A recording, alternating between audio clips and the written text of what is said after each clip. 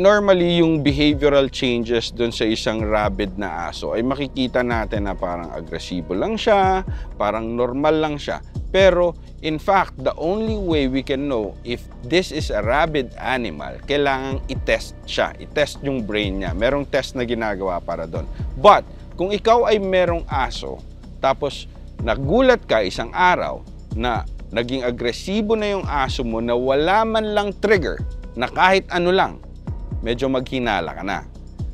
Kasi normally, sa behavior ng aso, kapag aggressive yung aso, meron siyang certain triggers. Ibig sabihin, triggered siya by stranger, triggered siya by loud noise, triggered siya by ibang pusa or ibang aso, yun. Pero kung ang aso mo ay triggered by everything na lang na hindi mo na alam kung ano yung gusto niyang kagatin, maghinala ka na at dalhin mo na sa otoridad yung aso mo para ma-examine kung rabid siya. Malalaman mo kasi yung difference kung rabid na yung aso or yung anxiety. Normally, yung anxiety, napapansin mo na yan nagpo-progress eh.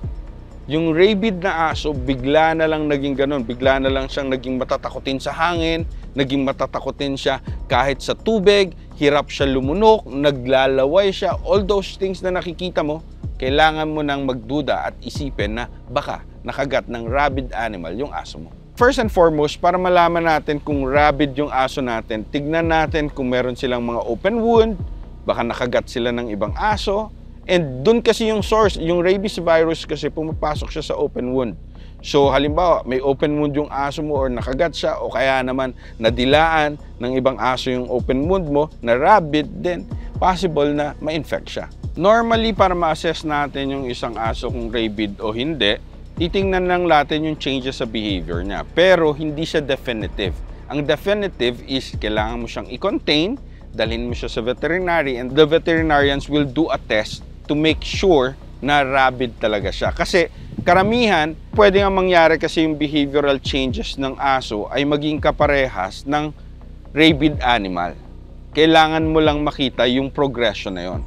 At ang rabies ay may tatlong stages. Una, ito yung changes pa lang ng behaviors niya, yung nagiging matatakutin nga siya sa mga sound, matatakutin siya sobra sa hangin, nahihirapang lumunok, matatakutin sa tubig, tapos aligaga. In fact, kagat din nila yung kung saan sila nakagat.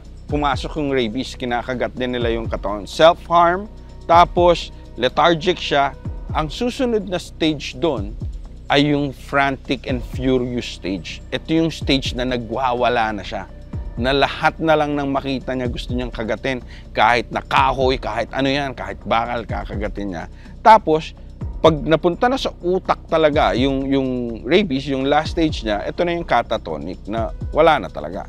Diba? So, para ma-assess natin na mabuti kung nakakita tayo ng behavioral changes sa aso natin and nagdududa tayo na wala naman silang trigger, bakit sila magagalit, bakit sila matatakot sa hangin, ayaw maligo, takot na takot dun sa tubig, i-contain na natin. Ilagay natin sa crate, dalhin natin sa veterinarian, and itanong natin sa kanila para malaman natin kung rabid talaga sila. Kasi sila lang yung may capacity to do the test.